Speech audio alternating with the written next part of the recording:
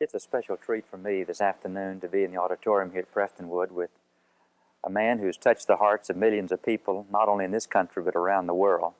None other than Mr. Pianist, Mr. Roger Williams. Roger, what a treat to have you in our Pastor church Bill. and to be our guest today. Thank you, sir. We're looking forward to hearing you in the special concert tonight. I better be good, huh? Well, I know you're going to be good. We're glad to have you back for the second time. Thank you. And I've been looking forward to having a chance to visit with you. And I want you to tell me about what's happened to you recently that's been so exciting.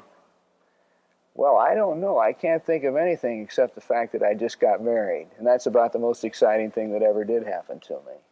We were married just a month ago in the Crystal Cathedral out in California, where I happen to live. And I had a whirlwind courtship of 11 years, believe it or not. And I've got a wonderful, lovely girl. I'm a lucky guy. Well, I want you to know that we certainly wish you the best Thank in you. that beautiful new relationship that God has given to you. I want to ask you some personal questions. Go. Undoubtedly, playing the piano has been a big part of your life for a long, long time. How did that begin? I got to tell you the truth. When I was 3 years old, I walked up to the piano and I played Stand Up for Jesus. I guess I had to stand up. I was too little to sit down. And, you know, even at that point, I wasn't quite sure about my religious beliefs, but I knew that I had been given a gift from God, that's for sure. And music always came so easy to me. When I was 12 years old, I played 13 different instruments, believe it or not. None of them too well.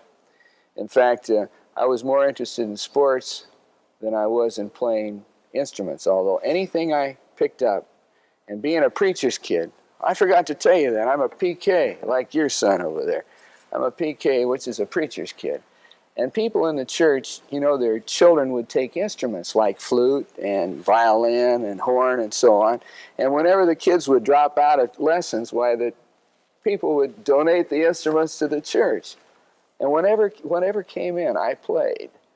So as I said, by the time I was 12 years old, I played 13 different instruments. None of them well, but I could play anything that I got my hands on.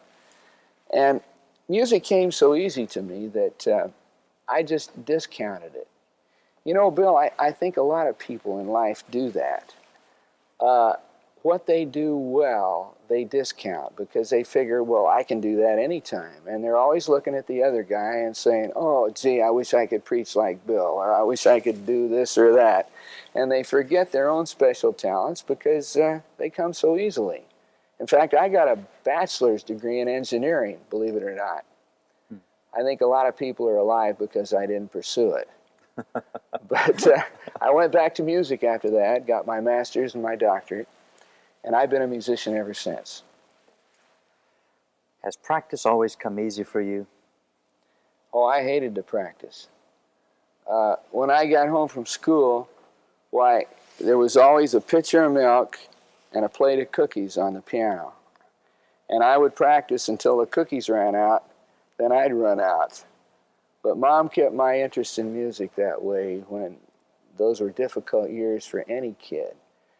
And you know, a lot of parents are always coming to me and saying, how do I get Johnny to practice? Do I hit him over the hand with a ruler, or do I make him sit there? And I've always felt that the only true motivation is self-motivation.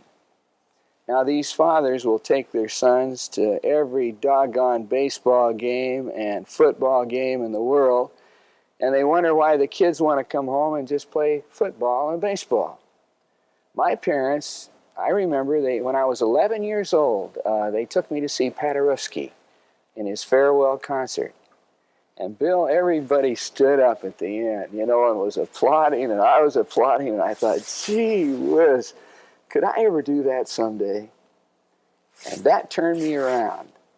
And if I were to give any advice to your parents, it's take your kids to hear the artists. Take them to hear the musical events. And if it doesn't take, if the kid doesn't like it, they'll still have a great appreciation, at least for music. But if they do have a talent and they do have a bent for music, they'll grab onto that. And all of a sudden, their heroes will be something other than sports heroes. And they'll want to practice. They'll want to be like that guy. And they'll say to themselves, just the same way that I did, maybe that could be me someday.